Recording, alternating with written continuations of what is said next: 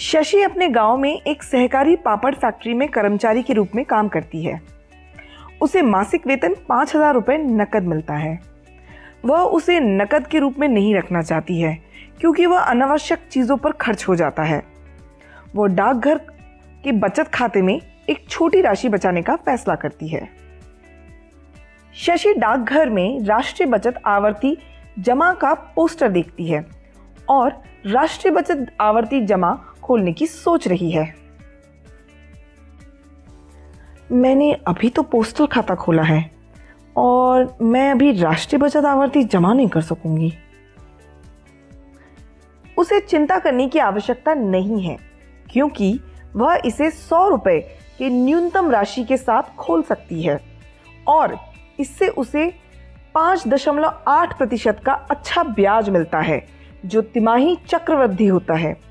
यदि वह recurring deposit करती है तो वह अपनी उस बचत से कभी भी उसके 50% तक का ऋण भी ले सकती है। संभवतः मुझे ऐसा ही करना चाहिए क्योंकि तब मैं इसे अपने बेटे की शिक्षा के लिए विशेष रूप से बचा सकती हूँ। शशि के पति को उनकी कंपनी से नकद में 10,000 रुपए का बोनस मिला। शशि ने डाकघर के फिक्स डिपॉजिट खाते में पैसा डालने के लिए 5 साल की एफडी के साथ 6.7% पाने का फैसला किया क्योंकि यह 5 साल में 10,000 से 14,000 तक बढ़ जाएगा। यह बोनस को बेवजह खर्च करने के बजाय बेहतर ही होगा। शशि अपनी 5 साल की बेटी को डॉक्टर बनाना चाहती है।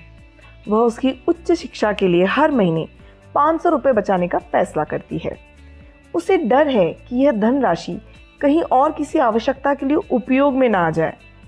इस धन का उपयोग केवल उसकी बेटी की उच्च शिक्षा के लिए ही किया जाए। वह डाकघर की सुकन्या समृद्धि खाते के माध्यम से पैसा बचाने का फैसला करती है। जैसा कि नाम से ही पता चलता है, यह बालिकाओं के उज्जवल भविष्य के लिए है।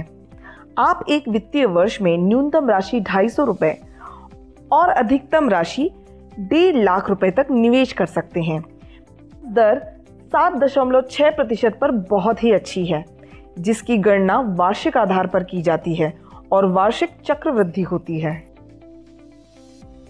शशि के पति अपनी नौकरी से सेवानिवृत्त हुए और उन्हें सेवानिवृत्ति निधि के रूप में 4.5 लाख रुपए मिले।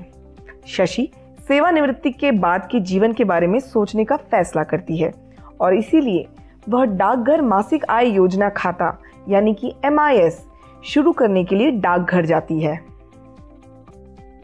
सवाल यह नहीं है कि कौन कितना कमाता है, सवाल यह है कि कौन कितनी बुद्धिमानी और सुरक्षित रूप से आगे बढ़ने के लिए पैसे बचाता है और उन्हें सही रूप से निवेश करता है।